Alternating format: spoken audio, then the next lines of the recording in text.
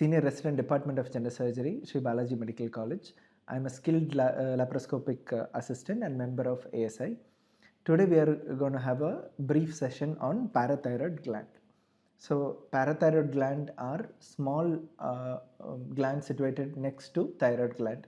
It can be predominantly 4 in number, or it can be numerary also. More than 4, 3 to 6, 8 glands can be there, and it can be routinely it is situated in the upper and lower poles of the thyroid gland, just proximal to the thyroid tissue. But it can be anywhere in the sternocleidomastoid or behind the fascia. It can have different position. So predominantly it is located in the neck. So superior parathyroid arises from the 4th pharyngeal pouch. Inferior parathyroid arises from the 3rd pharyngeal pouch embryologically. Main blood supply is by inferior thyroid artery, venous drainage by inferior venous plexus. Histologically, parathyroid are made up of chief cells and oxyphil cells. Chief cells secretes the parathormone hormone. Oxyphil cells are degenerate chief cells. Their function are much not known, but suspected to be in the contributing in parathormone secretion during parathyroid adenomas as a pathological condition. So function of parathyroid gland is predominantly calcium homeostasis. So by increasing the absorption of calcium from the intestine, increasing the calcium resorption from kidney, and promote bone resorption also. There is it lowers the blood phosphate levels also. Predominantly encountered pathology is hyperparathyroidism, which can be primary or secondary. So broadly, in what are the symptoms which you will encounter is that it is commonly this hyperparathyroidism is seen in bone tumors. It can be there. It can be seen in osteitis fascia cystica and von Rittlinger disease. Subperiosteal bone resorption can be there. Salt and pepper skull pattern can be seen in X-ray, and multiple renal stones can be there because of the calcium phosphate stones predominantly. Then colicky abdominal pain can be there because of the nature of hyperparathyroidism.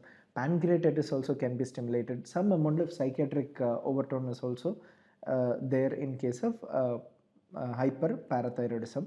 Whereas key features to differentiate primary and secondary is that in primary there will be increased serum parathyroid hormone level and serum calcium, and urine calcium will be high, urine phosphate levels will be high, whereas decreased serum phosphate level.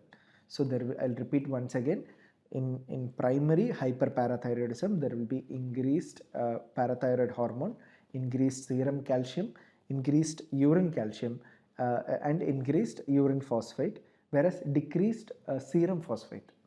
So in secondary hyperparathyroidism, which is commonly seen in chronic kidney disease, vitamin D deficiency, can also lead to these predominant symptoms.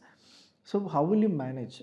Predominantly whenever there is a primary hyperparathyroidism, if it is because of adenomatous pathology, you need to identify the involved adenomatous lesion and remove the tumor as per the Miami protocol.